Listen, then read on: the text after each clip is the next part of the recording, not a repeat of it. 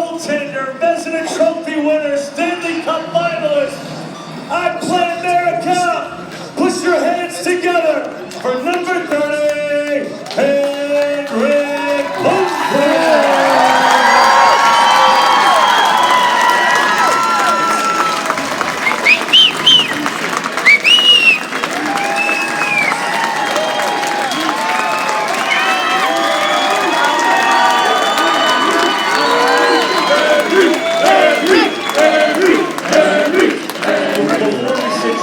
Before we sit you down, first of all, pretty cool turnout here today. Yeah, wow. It's great support. I love it. How does it feel to be at I Play America? I know sandwiched between two games in the middle of the season, but are you psyched to be here? It feels great. Honestly, we had an early practice this morning. Tough one last night. So today is more about just recharging, and it actually feels really good to be out here with the fans and just have some fun. Then get ready for tomorrow. It's an early one tomorrow, so. An afternoon game too. So I gotta ask you, before we turn it over to the audience, you're really getting to a point in your career where you're reaching some really monumental milestones, not only in the record book, but in so many different categories. Do you have a sense and an awareness of how special a place you're becoming and getting to kind of a whole different level? I don't think like every day you don't think about where you are right now. You just try to prepare for the next game, you try to have a good practice, you try to, live in the moment. But you definitely have, moments where you take a step back and think about where you are, how you got here, who's helped you, and obviously it's pretty cool to reach certain milestones. And when you see the names, for example. Sorry for the shaking. When I tied Dominik Hasek a couple of years ago, that was a guy I idolized growing up. There were so many things about his game that I loved. Dominator. Yeah, that's right. I think he's one of the best goalies of all time. And when you reach a guy like that meant so much to you personally, that's really a time where you think about, okay, how did I get here? So we have another goaltender hanging from the rafters at Madison Square Garden. That would be Eddie Jacquemin. We're not going to talk, like you said, we're going to keep it in the moment. But the way you're going, my friends, the sky's the limit. Thanks so much for being here. Mike, I know you had a couple quick questions for Henrik. I'm going to jump down, you take a seat, and I'll give you the mic.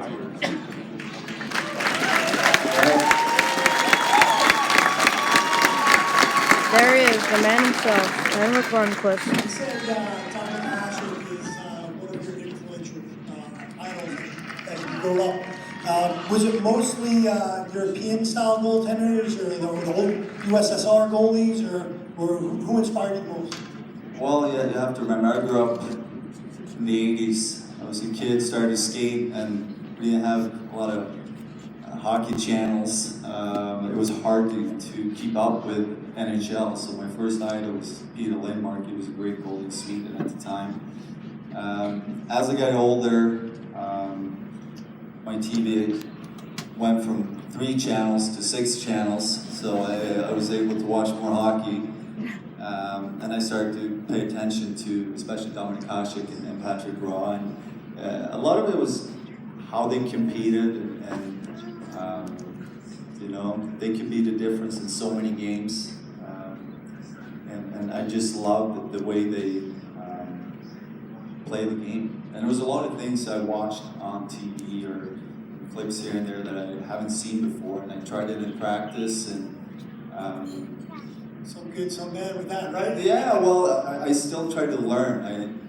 I'm turning 37 here in a few months, but you still try to learn and get better, and the game is always changing, so you pick up a lot of things by watching other goalies. And I started to do that when I was 10 years old, and I still do, and especially with those 2 guys, watching them. And there's so many things that you can try and see if it works for you, and then move on. So last night that game, tomorrow's another game, and I'm sure there's some goalie parents out there. For you, what is a typical game prep? Like, what are you waking up in the morning throughout the day until morning skate, I'm sure, but how does your typical prep day go, and to get your mind set for the game, what do you normally do? Well, it's very different when you play a 7 o'clock and a 12:30 game, obviously, because on a late game you have the whole day with the pre-game meal, you take a nap in the afternoon, you rest, and a lot of time that nap is so important for us guys because we lose so much sleep after games. It's hard to fall asleep because your brain keeps working. So that afternoon nap is crucial. But when you do have the early game, you just have to make sure you get in bed early and tomorrow morning you just try to eat a big breakfast and then go to the rink and you try to wake up. Sometimes it's hard to really get the legs going early, so you want to make sure you get a good warm up and get your head in the game. But it changed a lot, I think, when it's that early. And my goalies usually get warmed up during practice, and I think my players are trying to take headshots out. That usually wakes them right on, right? It can work. Yeah, you take one to the head and you really get angry, and then you're going. So typically hockey players are superstitious people, right? Like we have our own way of getting dressed every day, our own way of doing things. So like, do you have any of your own little quirks that you do? One of my goals is to put a puck down on a white paper and stare at it before a game. And what do you got? I think we all have different things. We play so many games. A lot of it is just routine.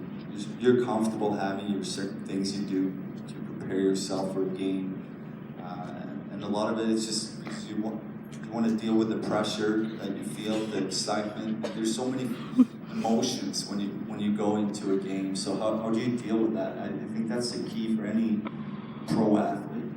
Everybody practice, everybody prepare, but how do you deal with your emotion under pressure? How do you deal with the ups and downs? And to have your routine, have your certain things you do before the game, during the game, to keep you in the right place mentally is really what's going to decide if you're going to have a good or a bad game. It's not if you work harder or smarter a lot of times the day before, the week before, because everybody works hard at this level. It comes down to your mind. Your mind is such a big part of this game, especially for a goalie. So I have a lot of things going on in my preparation during the game that helps me stay in that place. But you're still learning. You would think after 13 years in the league here, you know it, but you don't. You constantly change your expectations, change how you feel, where the team is at. There's so many things that change from year to year, from day to day, that makes this an ongoing process. So that's the challenge, to stay in that right mindset, but it's also, I think, a fun challenge. Awesome. Good luck tomorrow. Thank you. Mike Solano, Mikey, thanks so much. Don't go anywhere, Mike. We got a bunch of Blue Shirts fans chomping at the bit with questions. So we're going to go out here and see, oh my gosh, it's Dylan. It's Dylan. Henrik, watch out for this guy. And nothing but trouble. Dylan, how you doing, bud? Say that again. I'm your #1 fan. Whenever I come to your games, you win. Are you there tomorrow? Well, when you make nice saves, how do you feel? One more time. When you make saves against Sagan, against the Stars, how do you move your how do you go so fast? I'm wondering. How do you react so quickly? Good question. That's a good one. Well, practice. You're sliding on ice. A lot of saves are not reaction, it's more reading the shot. And sometimes it's really tough to make a save when you don't see the shot the whole way. If there's a little screen or just a stick sometimes in the way, it can make a huge difference how you read that shot, where the puck is going. If it's going high or low, you anticipate as a goalie. I can almost see the angle of the stick and how they lean into the shot, where the puck is going. So if you don't see that, if a guy just skates right by you, right before he shoots the puck, the save is so much harder to make. So, but to really answer your question, practice. And of course, the X factor, Dylan. You Of get course, wins of in course. every game. Dylan, I'm thinking maybe the new Ranger mascot. Maybe, I don't know. We'll talk about it. All right, great question, Dylan. Your star continues to rise. Who's got a question for Henrik? Hi, how are you doing? Good, what's your name? Tina. Tina, where are you from? Pennsylvania. Tina from Pennsylvania, what's your question for Henrik? I just want to say thank you, the Rangers, and like professional hockey players as a whole for being such good role models. My son's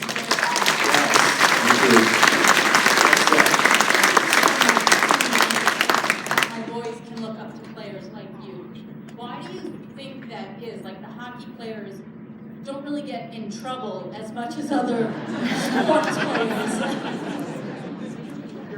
Well, I think it starts with the organization, the Rangers.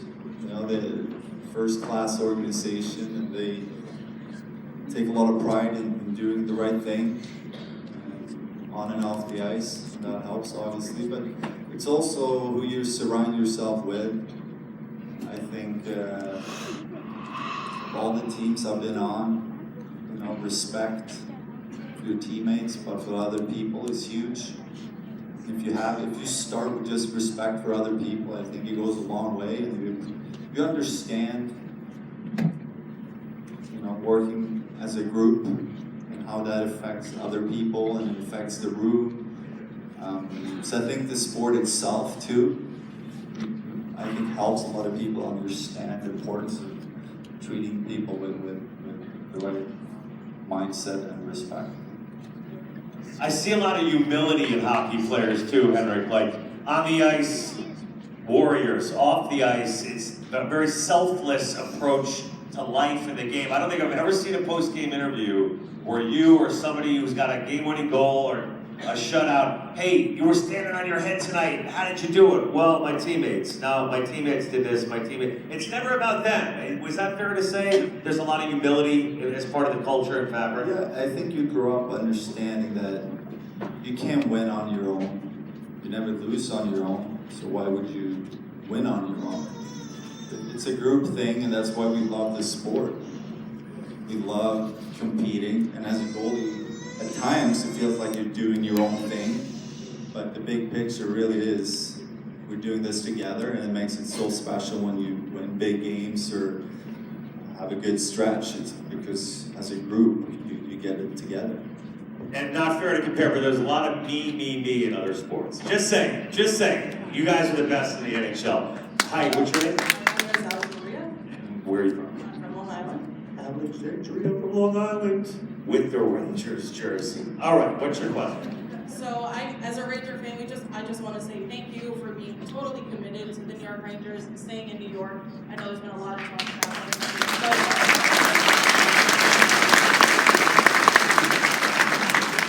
So my question is, what is your favorite New York activity to do with your family? You're not playing hockey. So much to do in New York. There is a lot to do. Well, when you have young kids, it's not so much what I love, it's more what they love. And that makes me happy. When I see they're excited, you know, it doesn't really matter what we do. And they love actually to go skating. They think it's the best. We don't do it all the time, but we try to go to the rink once in a while and have fun.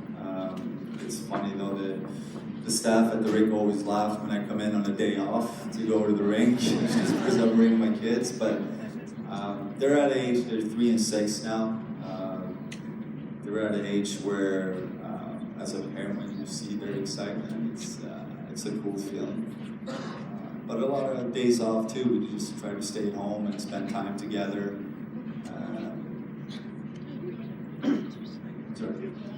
My kids now, they don't play hockey, but I think they start to understand the game a little bit more. They definitely, you know, a few times now told me I'm traveling too much, I'm away too much, and stuff like that. And as a parent, obviously, try to explain why I'm away. I love the game, it's my work, I've been doing this for a long time. early on they didn't really understand, but I think now they're at a point where they start to get it, at least the 6-year-old. It's fun to see them grow up in New York City. It's definitely a different place. I grew up in a really small town, and for them to get this opportunity to be in I think the greatest city in the world, it's really cool.